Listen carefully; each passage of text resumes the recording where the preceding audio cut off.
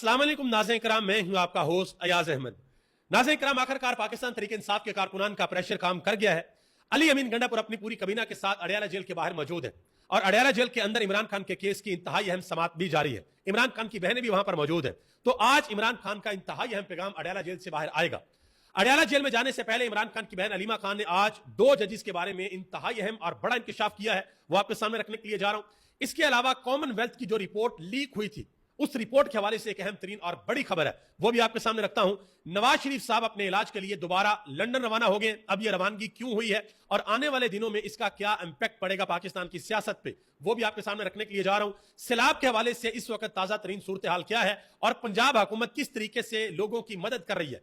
कहा तो जा रहा है, दावे तो किए जा रहे हैं कि हम लोगों की मदद कर रहे हैं, लेकिन ऑन ग्राउंड सिचुएशन क्या है, ये सब कुछ आपके सामने रखने के लिए जा रहा हूं।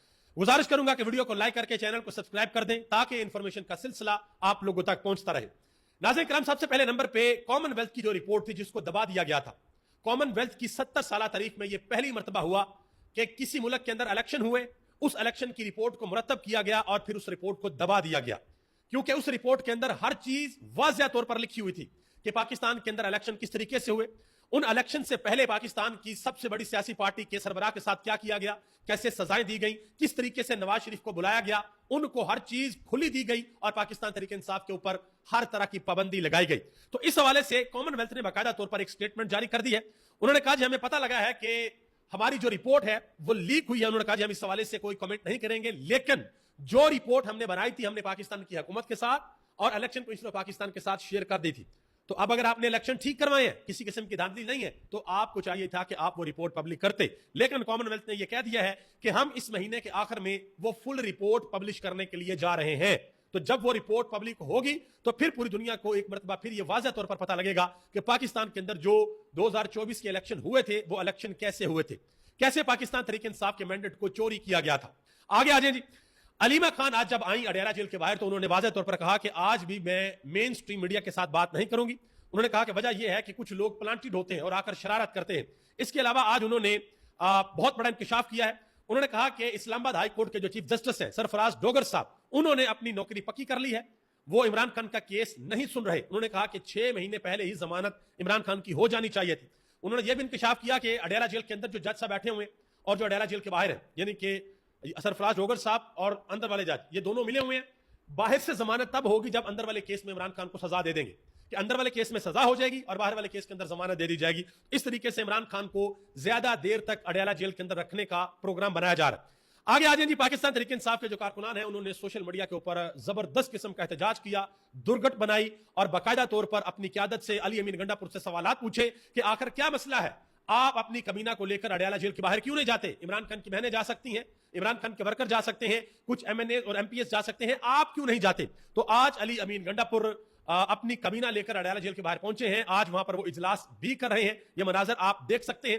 तो ये अली अमीन गंडापुर, अब देखते हैं कि अली अमीन गंडापुर इमरान खान के साथ मुलाकात करते हैं या नहीं करते, क्योंकि इमरान खान के साथ उनकी मुलाकात इंतहाई अहम है और इमरान खान कई मरतबा ये कह चुके हैं कि अली अमीन गंडापुर अडयाला जेल के अंदर आए और आकर मुझसे मुलाकात करें। आगे आ जाए जी। सदर नून लीग जनाब मोहतरम इज्जत माब कायदे इनकलाब नवाज शरीफ साहब लंदन रवाना हो गए जी।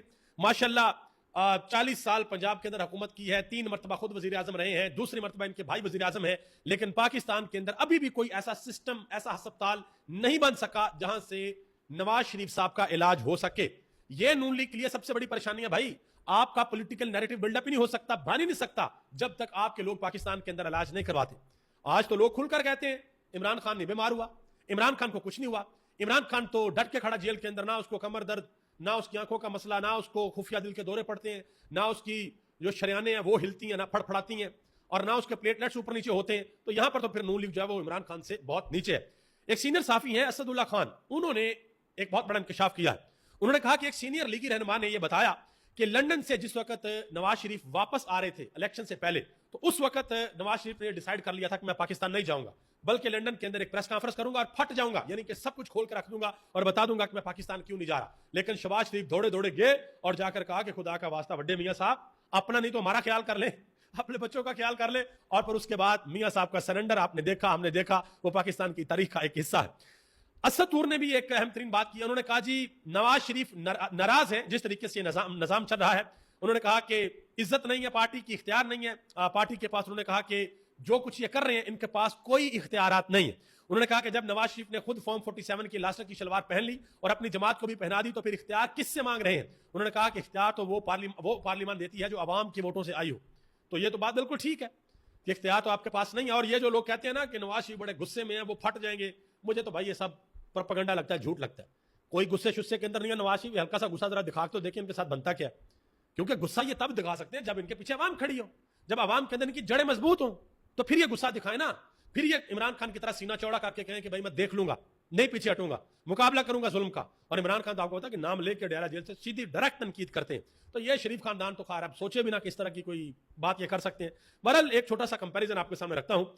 نواز شریف صاحب جیل کے اندر جب رہے تھے تو 426 دن کی انہوں نے جیل کاٹی تھی, اور ان 426 دنوں میں ماشاءاللہ اندر بھی پورا وی آئی پی پروٹوکول تھا. اور نواز شریف کے بارے میں یہ باتیں ہوتی تھی کہ بھائی ان کا اے سی نہ کیوں اتار لینا. وہ عمران خان نے کہا تھا نا امریکہ کے اندر پہلے کہ تو تمہارے میں اے سی اترواتا ہوں, لیکن اتروائے نہیں تھی عمران خان, ٹھیک ہے. اور عمران خان کو کس حالت میں رکھا وہ مجھے آپ کو ہم سب کو پتا ہے.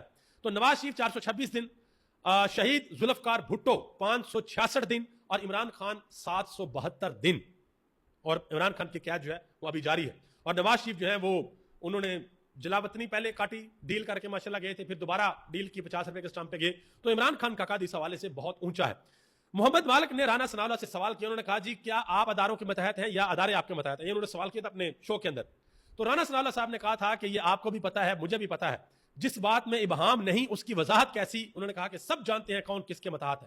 تو یہ رانا ثناءاللہ صاحب نے محمد مالک کے شو میں اپنی کریڈیبلٹی باقاعدہ طور پر کھول کے رکھ دی تھی کہ یہ ہم نہ اس سے ادھر نہ اس سے ادھر. وہ اکثر نہ وہ یہ ذرا اس چیز کو مائنڈ نہ کیجیے گا, جب کبھی دوست آپس میں بیٹھے ہوتے ہیں نا تو کسی دوست کی کوئی کمزوری پتہ چل جائے نا تو اس کو نا مزاق کے اندر کہتے ہیں کہ بھائی یہ تیری ٹوٹل اوقات ہے, نہ اس سے تھوڑی کم نہ اس سے تھوڑی زیادہ. تو نون لیگ کی میں تو یہ نہیں کہوں گا کہ نون لیگ کی ٹوٹل اوقات, لیکن نون لیگ کی جو کریڈیبلٹی ہے, ٹھیک ہے, جو ان کی ساکھ ہے وہ اتنی ہے کہ رانا ثناءاللہ صاحب کہہ رہے ہیں کہ بھائی جس بات میں ابہام ہی نہیں ہے اس کی وضاحت کیسی, کیا وضاحت ہم دیں کہ ہم اداروں کے متحد ہیں یا ادارے ہمارے متحد ہیں. آگے آ جائیں جی. چودھری پرویز الہی نے گجرات کا دورہ کیا. انہوں نے واضح طور پر وہاں پر کہا, انہوں نے کہا کہ عمران خان عوام کے دلوں میں بستے ہیں, کتنی اور دیر عمران خان کو آپ جیل کے اندر رکھ لیں گے. انہوں نے کہا کہ بہت جلد عمران خان جیل سے رہا ہوں گے اور پاکستان کے وزیر اعظم ہوں گے. یہ چودھری پرویز الہی نے واضح طور پر کہا ہے. حامد میر نے ایک آرٹیکل لکھا ہے یہ ٹک ٹاک کے بارے میں. انہوں نے کہا کہ چند سال پہلے تک حکومتیں ایکٹنگ کم اور کام زیادہ کرتی تھی کیونکہ انہوں نے عوام سے ووٹ لینے ہوتے تھے. انہوں نے کہا کہ جب سے ووٹ کی عزت نیلام ہوئی ہے اور فارم 47 کا کھڑاک سامنے آیا ہے تو عوام کی بے دقیری بڑھ گئی ہے. اب ووٹ لینے کا نہیں بلکہ اچھی اچھی ٹک ٹاک ویڈیوز بنانے کا مقابلہ ہے, کیونکہ یہ تو ڈر ہے ہی نہیں, یہ تو خوف ہی نہیں ہے سینے کے اندر کہ ہم نے عوام کے پاس بھی جانا ہے. وہ بس معاملہ سیٹل ہے کہ ہمارا فارم 47 بن جانا, اللہ خیر صلاح, ہمیں عوام کے ووٹوں سے کیا. اس وقت تو یہ مینٹلٹی ہے نا.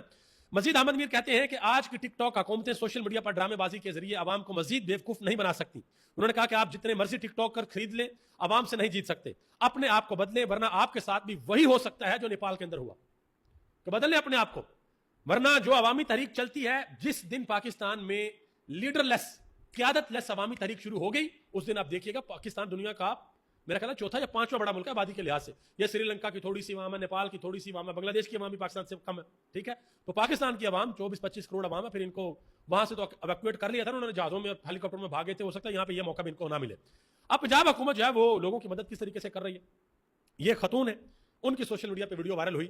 انہوں نے کہا کہ مریم نواز نے ہمیں سوائے بیکاری بنانے کے کچھ نہیں دیا. انہوں نے کہا کہ ہم سڑکوں پر آ گئے ہیں, ہمارے بچے بھوکے مر رہے ہیں, صبح سے ہم یہاں پر آتے ہیں, شام تک ایک نوالا نہیں ملتا. انہوں نے کہا کہ وہاں بیٹھ کر مریم نواز تحفظ کی بات کرتی ہے. انہوں نے کہا کہ آپ نے پورے پاکستان کو کیا دیا ہے. انہوں نے کہا کہ آپ نے ہمیں بھیک مانگنا سکھایا ہے, کوئی تحفظ ہمیں نہیں دیا. یہ آپ اندازہ لگا لیں. یہ ایک معاشرے معیشت ہے.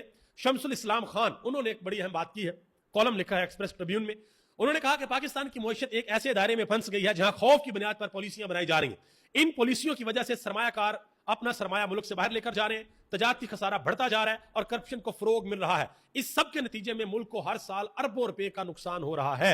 اور کہا یہ جاتا ہے جی ملک بہت اچھی سمت جا رہا ہے, بڑی ترقی ہو رہی ہے. آگے آ جائیں جی. آج کے ویلوگ کا تحفہ آپ کے سامنے رکھ دیتا ہوں. آپ کو پتا کہ وہ جب کبھی تحفہ سامنے آ جاتا ہے تو میں آپ کے سامنے رکھ دیتا ہوں. جناب محترم عزت مآب پاکستان کے پریزیڈنٹ آصف علی زرداری صاحب کہتے ہیں کہ پاکستان کا روشن مستقبل مضبوط جمہوریت سے وابستہ ہے. خدا کا واسطہ یہ بھی بتا دیں کون سی مضبوط جمہوریت, مطلب جمہوریت کی ڈیفینیشن بھی بتا دینا کہ جس میں فارم 47 ہو, جس میں جنرل الیکشن کے اندر سب سے بڑی سیاسی پارٹی کا انتخابی نشان چھین لیا جائے, سربراہ کو جیل کے اندر ڈال دیا جائے اور بعد میں پھر جھوٹے مقدمے بنائے جائیں, 2 پولیس والوں کی گواہی کے اوپر ان کو لمبا جیلوں کے اندر ڈالا جائے, 10-10 سال 5-5 سال قید کی سزا سنائی جائے, ایم این ایز کو, ایم پی ایز کو, سینیٹرز کو نااہل کیا جائے. ذرا تھوڑا سا پلیز بتا دیں یہ کس جمہوریت کی بات کریں. سرور باری انہوں نے بھی ایک بڑی اہم بات کی. انہوں نے کہا جی پہلے پنجاب کی وزیر اعلیٰ عین اس وقت جاپان کے دورے پر چلی گئی جب اس کا صوبہ ڈوبنے کو تھا, اور اب زرداری صاحب چین کے 10 روزہ دورے پر چلے گئے ہیں جب سندھ ڈوب رہا ہے. انہوں نے کہا کہ نہ مریم نواز نے جاپان سے کچھ سیکھا اور نہ ہی یہ کچھ چین سے سیکھ کر آئیں گے. یہ انہوں نے بات کی ہے. حافظ عبداللہ انہوں نے ایک بہت بڑا انکشاف کیا اور میرا خیال ہے کہ سپریم کورٹ کو ضرور اس کا نوٹس لینا چاہیے. انہوں نے کہا کہ میں حلفاً کہتا ہوں کہ بلوچستان کے کچھ ایم پی ایز نے مجھے بتایا کہ ہم نے کروڑوں روپے دیے ہیں اور ہم اسمبلیوں کے اندر پہنچے. انہوں نے کہا کہ کئی ایم پی ایز نے مجھے بتایا کہ ہم نے پیسے دے کر وزارت لی ہے. تھوڑی سی بھی اخلاقیات ہونا سسٹم کے اندر تو سپریم کورٹ بلائے ذرا ان کو اپنے پاس کہ ہاں بھائی یہ تو عوام کا ووٹ ہے, یہ تو عوام کا حق ہوتا ہے کہ عوام نے کس کو دینا ہے. تو یہ کون سے لوگ ہیں جو کہہ رہے ہیں کہ ہم نے کروڑوں روپے دے کے سیٹیں لی ہیں. بلانا چاہیے, ضرور بلانا چاہیے. آگے آ جائیں جی پاکستان اور ہندوستان کا. کل آپ کو پتا ہے کہ میچ ہوا اور پاکستان وہ میچ ہار گیا. لوگ جو ہیں وہ محسن نقوی کے اوپر بہت زیادہ تنقید کر رہے ہیں, وہ اس حوالے سے جو بھی چیزیں وہ بعد میں آپ کو بتاتا ہوں. لیکن ہندوستان کی جانب سے ایک بڑی عجیب و غریب قسم کی حرکت کی گئی. ٹھیک ہے بھائی آپ نے ہمارے ساتھ لڑائی لی, ہم نے تو نہیں کہا تھا مودی کو کہ پنگا لو بھائی, آپ کو مسئلہ ہوتا ہے.